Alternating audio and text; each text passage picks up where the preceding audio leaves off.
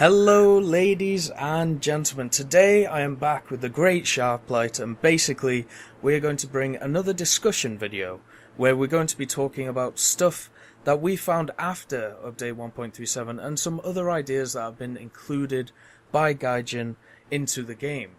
So basically we made one of these videos before update 1.37, basically explaining our thoughts and maybe stuff which may come with the update and how excited we were. And now it's here, we basically once again want to talk about what we've seen which is new and how if we like it or if we hate it. So basically, first of all, we're just going to talk about general thoughts of 1.37. So how about you put yours forward? Good old SharpLight. Hello. Yes, we talked about 1.37 before it came out, and we had no clear idea about how things are going to be. Yeah. And now we've played it and seen it, and basically they didn't really go all the way as they said they would. So they removed the condition that you have to unlock a plane by playing the plane before it, which a lot of people didn't like. Yeah, I was kind of annoyed by that, because I like that idea, because in War Thunder I feel you should basically be able to learn a plane before you have to go on to the next one, because then you become a better player. And when we find a lot of players at stuff like rank 3 and rank 4, where, to be honest, they've kind of just rushed to those tiers. And then they complain about getting owned at those tiers because they don't know how to properly fly.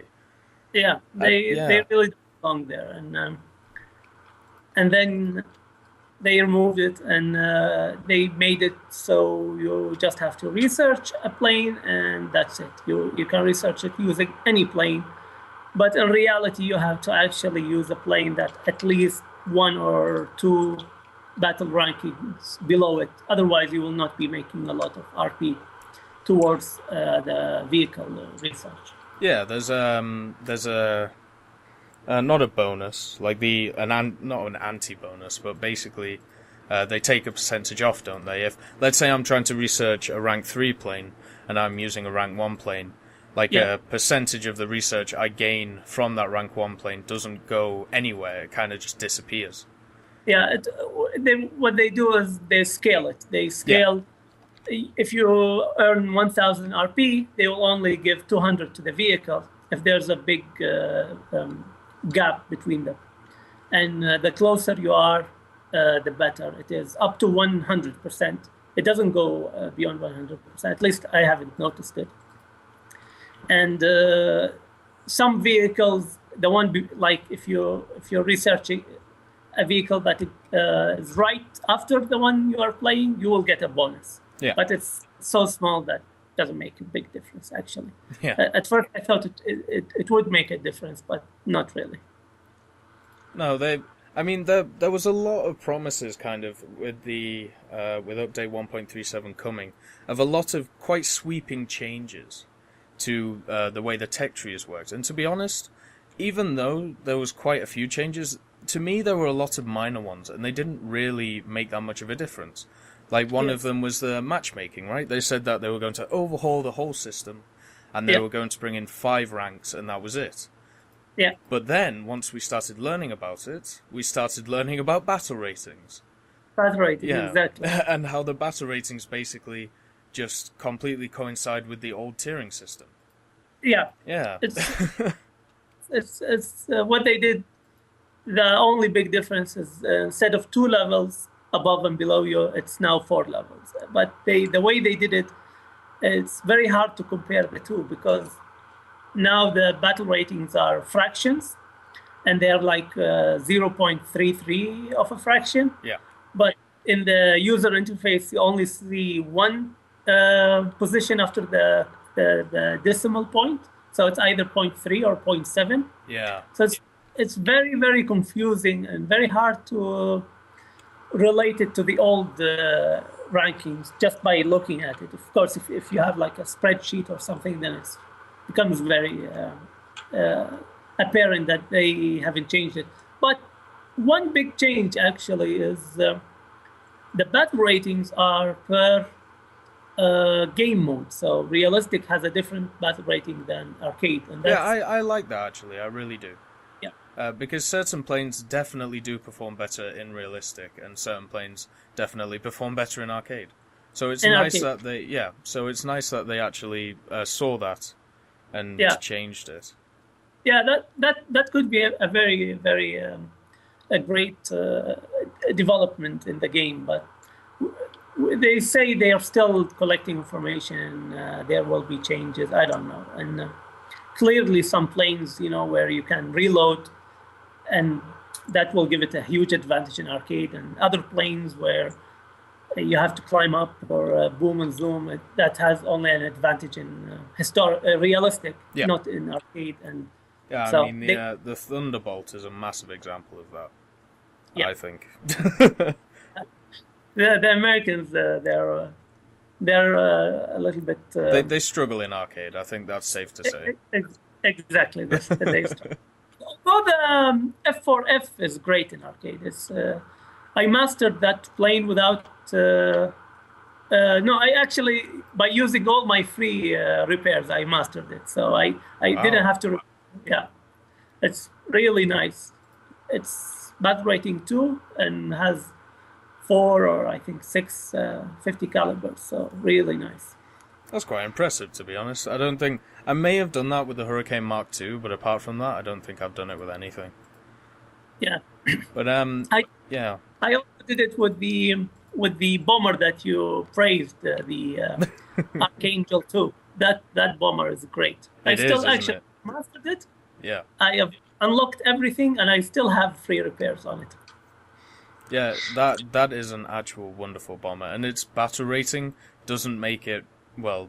You don't get into games with just crazy amount of Yeah, fighters which climb to ridiculously high levels. exactly. Talking about that, they added some new planes in update 1.37, such as things like the P400, and also did they add in the P38G or was that in before? No, it was before. Yeah. Well, anyway, the P400, it's a decent climber, and Yeah. they added some other planes in as well. Do you think they've really made that much of a difference in the game? Like the way it's Uh, played? no, not really. No. No, Neither do I, they really. they haven't filled the gap that was like really empty. I think the Kai 84 did fill a gap, but other than that, they didn't really like. There was no shortage of like medium bombers on a certain tier, and they introduced that to fill it up. So Yeah. it was just more of the same, except maybe for the Kai 84, where there was no there was a need for that plane. So Yeah. I mean, it's nice to see that they are starting to basically just keep on adding in new planes. Like recently, we see they've got 3 new planes they're basically going to adding, including that twin-engine Mustang thing, which yeah, looks like an abomination, but also looks very cool. So like it's nice that they're focusing on the research tree as well as other stuff in the game. yeah. So that's I'm quite not nice. sure. Are both of them pilots, or is like one is a pilot and the other is a navigator? To be honest, I've absolutely no idea. Just watch out for this BF-110. He looks like he's got a full gunner on him. Yeah, I'm below him, so he can't shoot me. Oh, okay, good plan. Yeah.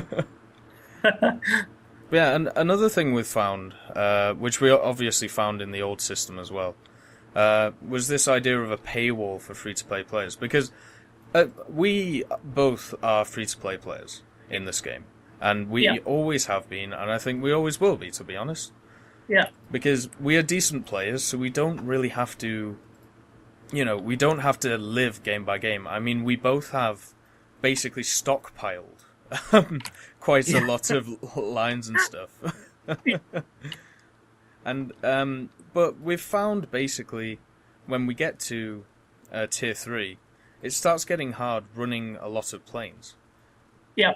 because of the idea that, well, you can get one-shotted basically 4 times in a row, which can be very annoying, but also very impractical if you're trying to repair those planes. Yeah.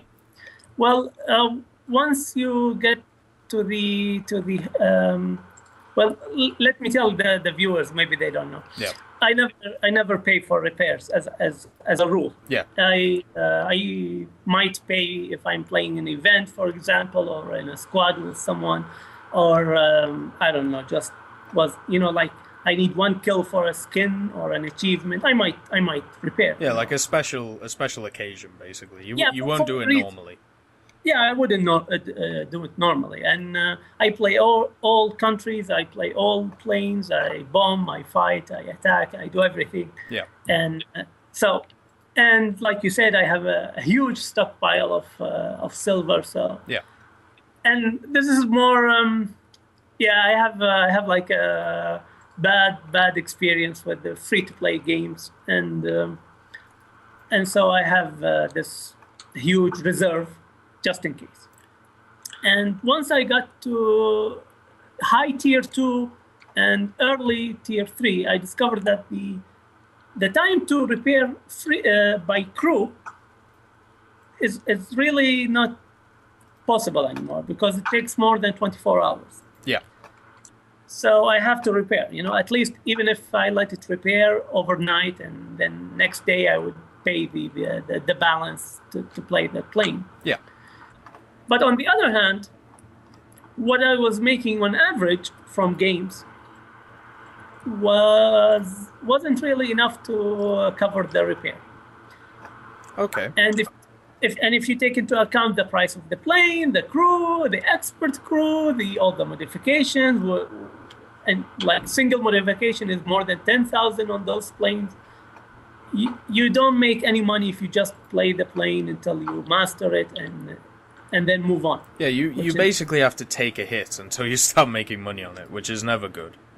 Yeah, and I can see it now. Like I was like at a certain point with my silver, and then I bought a couple of planes just to unlock tier 4, for an achievement and a single missions to unlock and stuff like that. Yeah. And I went big down, like a couple of planes, 700 silver, 700,000 silver. So, and if you put them in a crew and you buy expert crew, and without expert crew you can't play, because everybody at tier 3 everybody has expert crews. They so have you're basically at a disadvantage. Yeah, at a disadvantage. But the average you're gonna get from those planes is really not doesn't scale up at the same as the cost. So no, definitely not. Yeah, for a free-to-play player, once you hit tier 3, you're not making silver. You're gonna hemorrhage silver. Yeah. So it's like a place to visit, but not to stay. I think I worked out basically while I was playing early tier 3s and very late tier 2s, which basically got you into tier 3 games anyway. I had to get 1 kill and 1 assist per death just to sustain the plane. And the thing is, every so often you will have a bad few days and you'll get, 5 deaths, 0 kills. Yeah. And you will hemorrhage. Yeah, and you want to make more because you've paid money for the plane, you've put it in a crew, and once you hit tier 3, the percentage of players who clearly have paid money is much, much higher. And those players tend to fly with maxed out crews. And to be on any level of competitive with them, you need expert crew. Yeah. As a free-to-play player, you need expert crew at least because, your crews will not be as high as their crew level. I mean, we've found recently, basically, we play a lot of historical battles or realistic battles, whatever you want to call them. Yeah, and we play a lot of them together. And what we find is there is a lot of players who basically will just fly around in one, maybe a bomber or something, fly very low to the ground with crazy expert crews and just gun down everybody. And there is literally nothing you can do against this guy. Yeah, I mean, maxed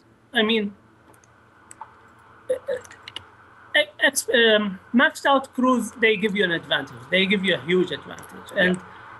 you can't really max out your crews by playing. I mean, it will take a long, long, long time, and so you need expert crew just to keep up with those guys. And those guys probably they have like ace crew, which is insane level, of high crew. But Yeah. that's the game. And in low tiers, you don't see a lot of those guys. But by tier 3, every game It has a few of them at least. has a few of them, and you can recognize them in different ways. They are either flying premium planes, or if you look at their player card, you can see they Yeah. have higher level than you but they've played less games, which is an indication they have a premium account. Yeah. So, that's how it is. Well, the fact that I saw what was he? It was a rank 6 pilot, and he was flying a Mustang. I found that quite funny. Yeah. And a Mustang is what's the battle rating on that? It's is it tier 4, and it's 5 points something. Wow. I think. Like that guy. Yeah. He was definitely a pay player. Yeah. So I mean, if he understands how the game works, if I would pay, the first thing I would put my money is into crews. So Definitely, yes. So I assume everyone else at least knows that crews are the best investment for your money. Yeah. I think crews and premium planes are where you should put your money. Yeah, because crews carry over between aircraft. Yeah, and and like you get better results, so you're having more money. So yeah, it's basically just a curve upwards once you start putting money into the crews, which is always nice. Let's see. How many guys are left on that team? 1, 2, 5? Three. Three? There's a Junker 7, MC 200, and Heinkel 112 that is following our Spitfire. So if you can help him, maybe? No, you're too far. I'll get there eventually. You will avenge him. Yeah. Well, like at the moment, as you can see in this match, we're playing realistic, and right now, basically, SharpLight has basically just ditched arcade. Arcade has become the devil, and realistic is the way to go. Which, to be honest, I don't blame him, because it's a much funner game mode, at lower tiers at least. And to be honest, I just want to know why. Why have you done this? Why have I given up on arcade? Well, it has to do with the tier 3 issue. Yeah. And once I had tier 3, I wasn't getting any kills. I wasn't doing anything in the arcade. So I thought I would switch to historical.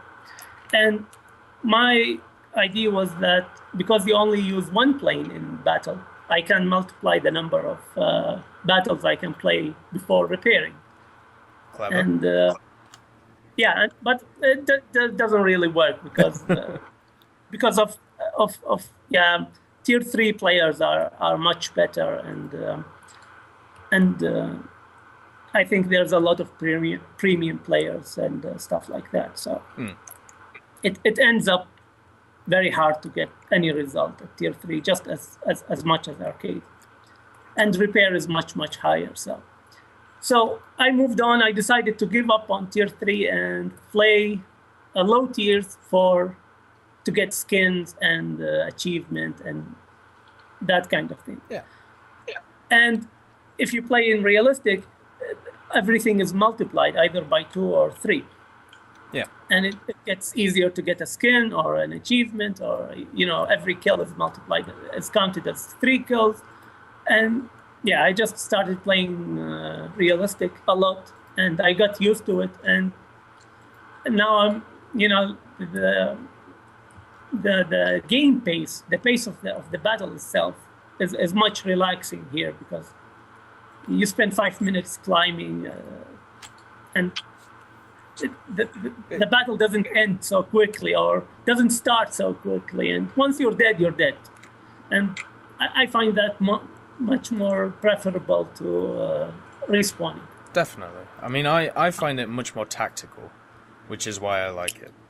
Like, I actually, in arcade, I can just, it's very much, oh, if I lose a fighter, I can just bring out another one. Yeah. Like, there's no, like, real loss if I lose my fighter. But in realistic, when I dive on somebody, I have to be sure that there's nobody else around him, or there's nobody on my tail, because if I get shot down, I'm shot down. And there's nothing I can do about it. Like, I'm out of the game. And the way I enjoy arcade is I try not to die in arcade. I really hate dying, and I would enjoy not dying. So I thought, if and I would end up just playing with one plane the whole game, and like staying away from the center of the map where everybody is just fighting in a big circle or a big sphere. And so I thought, if I'm playing this kind of cautious gameplay, why am I in arcade? The big advantage of arcade is that you can spawn. Yeah. But I wasn't taking advantage of that, so I thought, move to historical, and I now I'm more used to it, and I can't think of moving back to arcade. But I mean, I would if I just play it for a couple of days, I would get back into that kind of mindset. But I have no plans to move back to arcade. I'm very much in the middle at the moment, and I'll tell you why. Because most of the time I really enjoy flying realistic, but I'm kind of in the same boat as you, where I only like flying it at low ranks. Like, flying it at rank 3 or above is just torture being a free-to-play player. Yeah, no, it's very difficult, and I'm not going to. I have some tier 3 planes that I'm trying to master. So, because there's an achievement if you master 200 planes, so I'm trying to master all the planes that I can. But I'm really not going to put any more high tier planes into cruise, because it's just ridiculous. I mean, the planes cost something like 300 or 200,000, and expert crew the same, and a crew is 20% of that. So it's just so expensive. I mean, I was looking at the Flying Fortress. It's like that one is 630. And, which is just, it's completely ridiculous. And the fact you have to research it, then you have to buy it, then you have to put a crew in it. I mean, it just gets silly after a while. Yeah. And the average game will not pay you like I don't know, the difference between the B-25 and the Flying Fortress? B-17. Yeah. The difference in the price, I mean, I'm not sure what it is, but let's say it's a lot. We'll definitely say that. For example. Yeah. But the average, what you can get with a B-25 is, and compared to B-17, would be not 10 times, but maybe twice or 3 times at least. So, I mean, they scale up the prices much faster than they scale up the reward, and clearly they are saying, I mean, I don't know what's the point of that, but from tier 3 upward, it's not free to play. That's my conclusion. Unless you really grind hard, unless you play like tier 2 to make money, so you can have one battle in tier 3 or something like that. Like if you have 2 B-25 for making money, which they make a lot of money, and you play them every day. Like you put more than 100 battle on them each, and then you go and enjoy your B-17. But is playing a B-17 enjoyable? I'm not. More than B-25, I mean, more than anything, it's... I'll tell you another problem I've got, right? I really enjoy arcade just because of the bombers. Because, to be honest, when I'm flying a bomber, I don't want it to be that realistic. Because it's tough to fly a bomber. It's as simple as that. It's not an easy thing to do in real life. And in realistic, certain bombers handle like a barn. Yeah. So if they in realistic bombers don't work. Absolutely not. No, not really. For a simple reason, the amount you can get RP and silver with your single load is much lower than the repair, at least from tier 3 upward, Yeah. or high tier 2. So basically they're saying the maximum you can get with your single load is less than the repair. So you have to get at least 2 loads, right? Yeah. But how do you reload? You have to land. Yeah, but once you've landed, you've lost your altitude, and good luck that altitude back. You're not ever gonna climb up again, you know. Yeah, you'll spend half an hour trying to climb. And even if you put it in your mind to climb up again, you're not. Some enemies can intercept you because you're low level now. So yeah. So high level altitude, forget about that. It's just low level stuff in historical, which is realistic, which is absolutely the opposite of realistic, So yeah, which is why most people don't even bother going after the ground targets. Like most realistic battles are just full of fighters, because I mean, very few battles in realistic end up on tickers. Mostly their hostile team has lost all his aircraft. It's 3 versus 2 here, by the way. Do you think we can take them? Where are they? I haven't seen them. I was around the center and there was nobody there, so I'm guessing they're back at their airfield. Yeah, but you're too high. You wouldn't see them if they're low. Oh no, I was a lot lower, and then I was climbing up while I was coming back to the airfield. All right. But yeah. Well, we can just look for them. The only thing that's really putting me off flying bombers right now in arcade is the problem is because the bombers have unrealistic flight models. That means that the fighters do as well. Yeah. So you get stuff like Yak 3Ps, Yak 9Ts, the good old friend of everybody, the King Cobra, and stuff like that. And it's not fun flying a bomber when you just get one shot. No. After 2 minutes of flying it. No, and most people they hate bombers because they end the game very quickly. But until you get to the level where the bomber can end the game very quickly, which is tier 3 upward, you are suffering very, very, very much as a bomber. Definitely. We used to fly the Wellingtons, and we used to die before reaching the first target, so we wouldn't even get a single load on arcade. I tried. I was with 2 other people, like 2 subscribers, and we all got into Wellington Mark IIIs.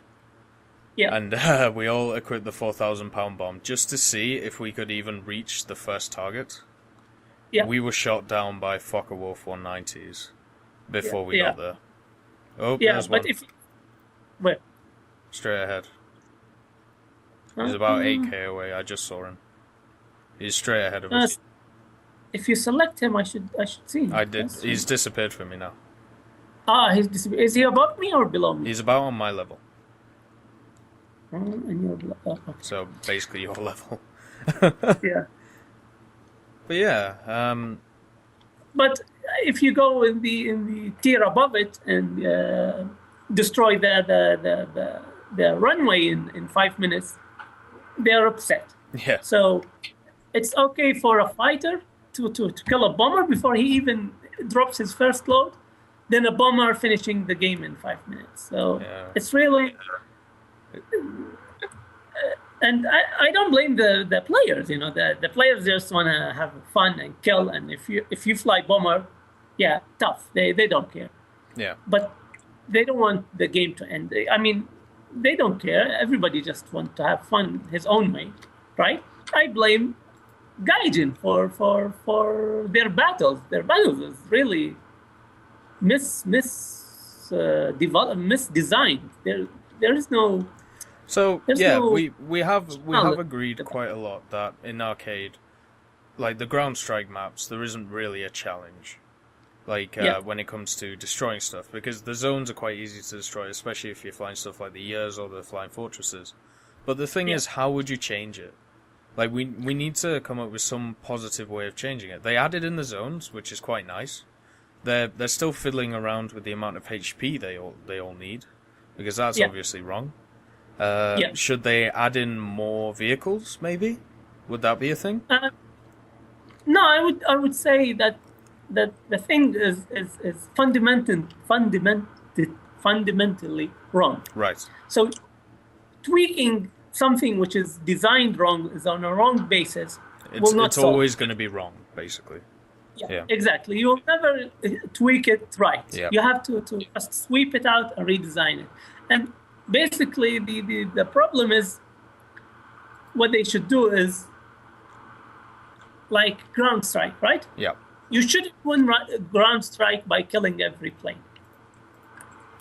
Because it's not a ground strike then. It's free for all or something like that, right? Yeah.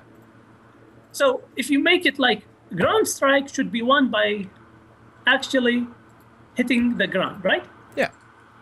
Then it becomes a ground strike. That's number one. Number two, hitting vehicles was never the job of a bomber. Never, ever, ever the job of a bomber. No. Bombers can't hit a vehicle. Vehicles were for heavy fighters or for dive bombers. Stuff like the mosquitoes. Yeah, and maybe the Stuka can hit. But even the Stukas in real life, they didn't go against moving vehicles, at least, you know. Hitting a moving vehicle is almost impossible, you know. So they should change that fundamentally. They should just make it zones. You hit the zones, and the team that has most hits on the zones, by the end of the game, they win.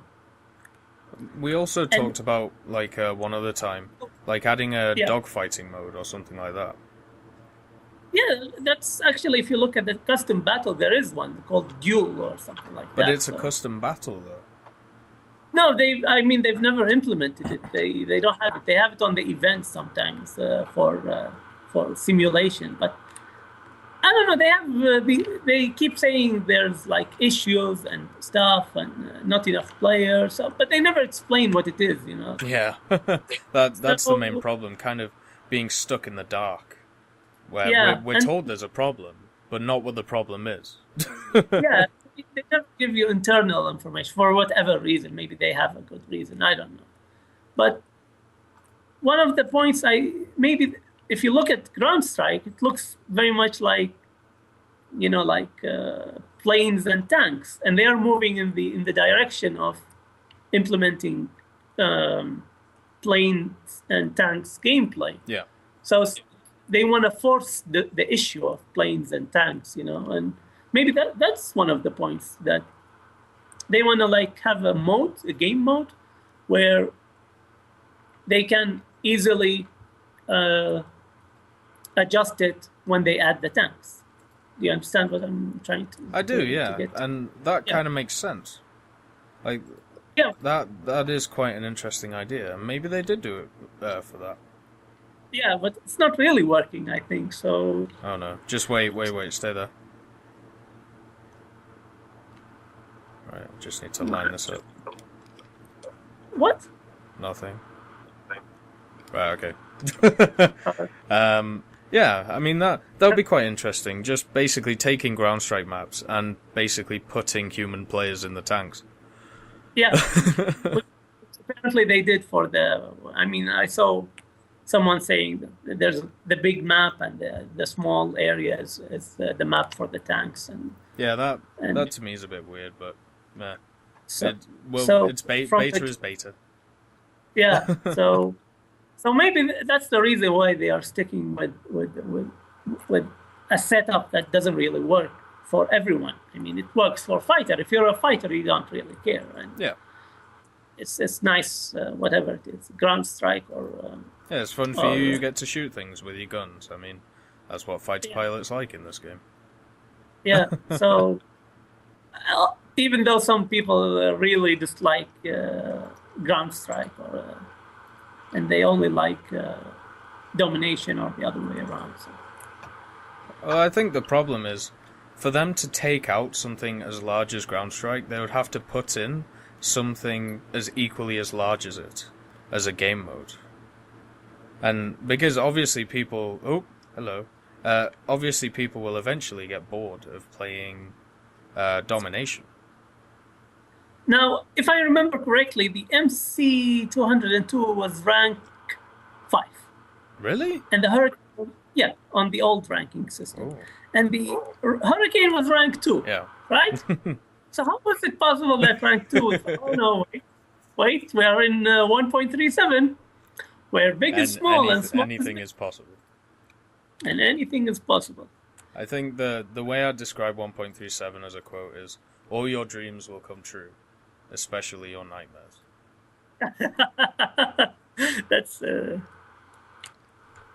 That's scary. Yeah, it is a bit, but it's kind of what happened. Like, it was weird, because there was kind of like a honeymoon period of about a week. By the way, I need your help. Urgent. Well, dive. Like, come towards me. All right. No, it's all right. You're a little bit distance. But like, yeah, there was like a honeymoon period of maybe a week or 2 weeks with 1.37, where it was really cool, and there was new planes, and there was new zones, and I could bomb stuff with all my cool bombers. And then I started seeing the cracks in the walls. Yeah. And then it became not so good. But it's still nice. Every time they change something, they add the new planes to like discuss. Yeah, so people get distracted. Distract you, yeah. Look at the shiny new plane, yeah. But don't focus on the new matchmaker. That's leave it. Yeah, don't worry about that. Yeah. Well, what's the battle rating of this? Mark 1 is 1.7, right? Yeah, that would make it equal to battle rate. Rank 2. Rank 2, the old rank. Yeah. So, according to the new matchmaking, you can go up or down 1.33. Yeah, so up to 3. Yeah, up to 3. So you're talking about lag 3.35s? No, even above. Yeah. Yeah, that's scary. So, yeah, it's not really fair. So. Yeah. But hey-oh, I mean, we're going to get used to it. I mean, it's one of those things you kind of have to deal with. So if 2 guys were going to our field, I think, they were like, oh, we're going to get them on the field. Oh, well, they're silly. Yeah, because we're above them. So. Prepare for death from above. Oh, can you see them? No, but they were in this direction. Oh, okay. But they were too low, actually. I can't spot it. But here's an interesting point, which has kind of been... I mean, we talked about it in the last discussion, actually. Obviously, they're introducing good old War Thunder to PS4. It still isn't out over here in the US yet, due to some kind of Sony regulations, blah, blah, blah. We don't know a lot of information about it, basically. But, yeah, they talk quite a lot about cross-platform play. They promised cross-platform. And back in the day, back in some yours truly, SharpLight, said on the... He told them, it doesn't matter what you want to do, doesn't matter what you're planning, it's not going to happen cross-platform. And I gave a very convincing argument, which is basically this. There's a game called PlanetSide 2. Yeah. And the PlanetSide 2 is made by Sony Online Entertainment. Yeah. And Sony Online Entertainment is a division of Sony. And if for people who don't understand what a division means, it means part of the company. Yeah. It's not like owned by Sony. It's part of Sony. It's like part of the company, but they just put it aside to make something particular that doesn't integrate with the other parts of the company. That's why they call it a division. Yeah. So it's you can just say it's made by Sony, right? Yeah, basically. And PlanetSide also is going on the PlayStation 4, but they said from the first day it's not going to be cross-platform. I'm just going to land real quick, otherwise I'm going to run out of fuel. I'll keep an eye on it. All right, okay. But anyway, yeah, keep going. And they gave the reason because you can't update it as frequently. Or it's harder to update, basically. Not like it. You can't Because I at least this is how it worked on the Xbox 360 and PS3. I know that if a developer wanted to update a game, they actually had to pay for it to be updated. Well, that wouldn't be an issue for Sony Online Entertainment because, like I said, they are a part of Sony. Well, yes, they are a part of Sony, but also they have to abide by their own regulations in a way. No, they wouldn't pay if there's a cost or anything like that. They wouldn't have. It would be like your right hand paying your left hand. It doesn't make any difference.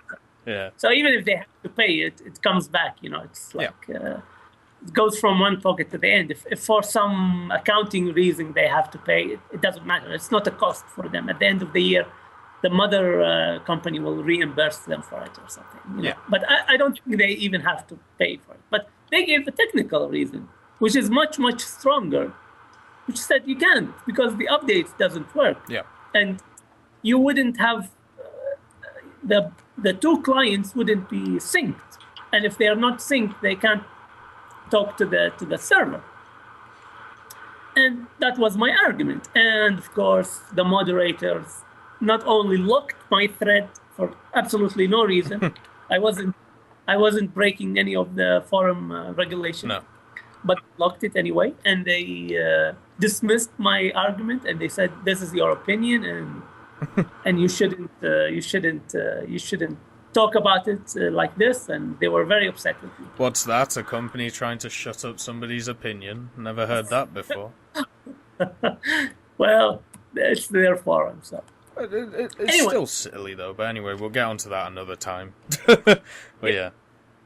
Oh, we don't want to get into the forum and the moderators. Yeah, anyway, exactly. So.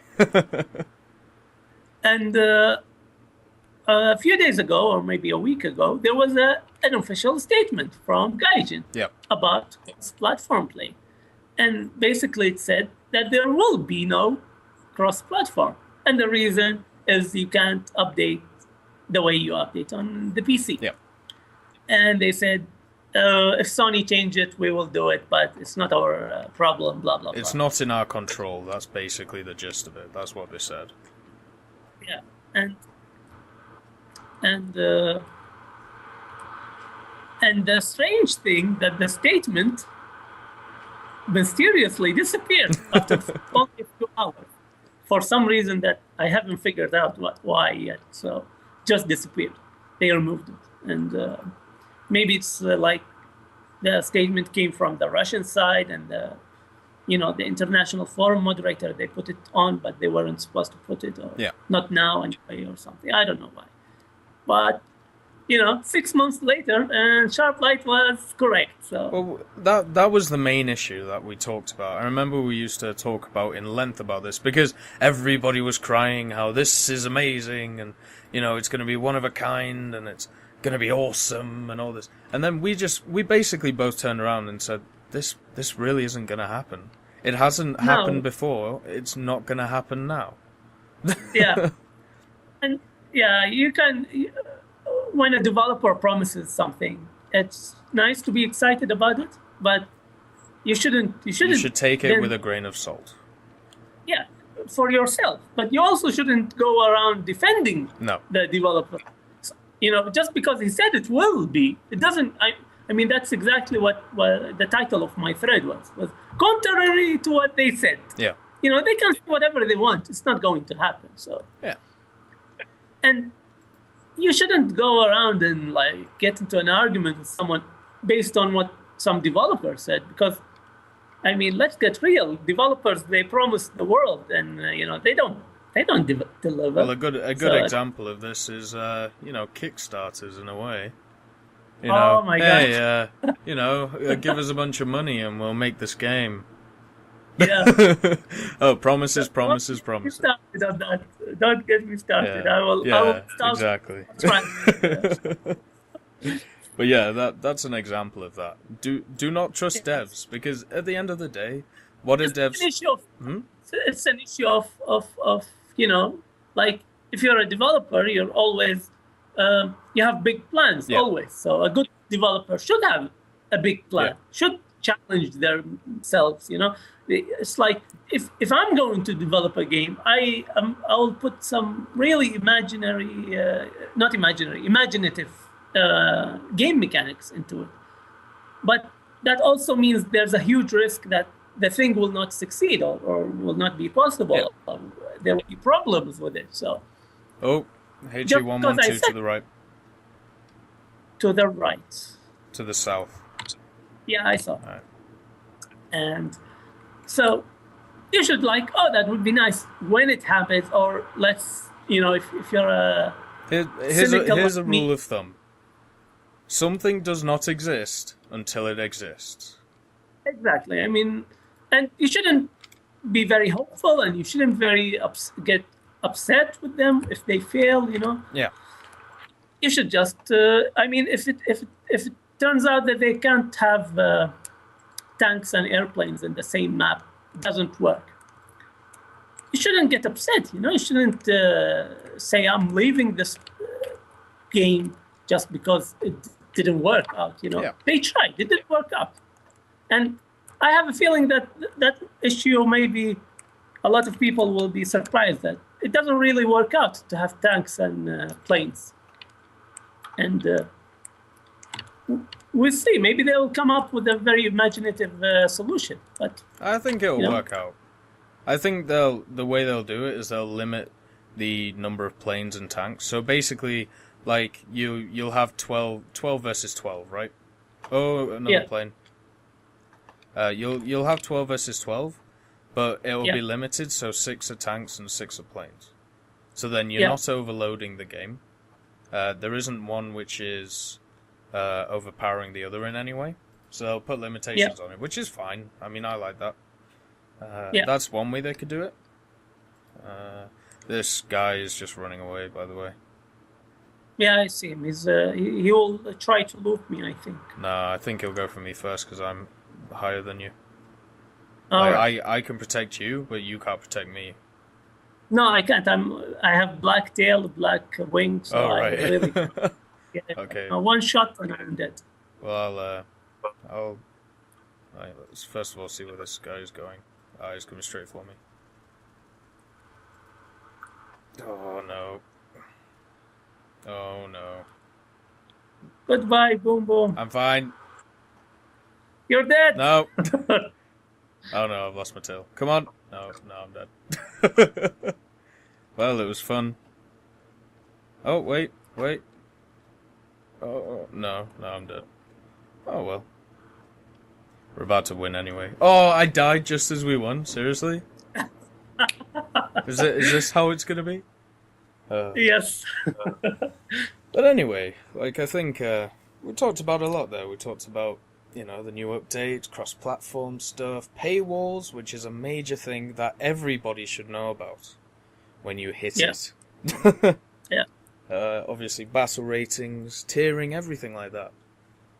You might not be interested in the wall, but the wall is interested in you. The wall will be there to greet you when you reach it. Yeah.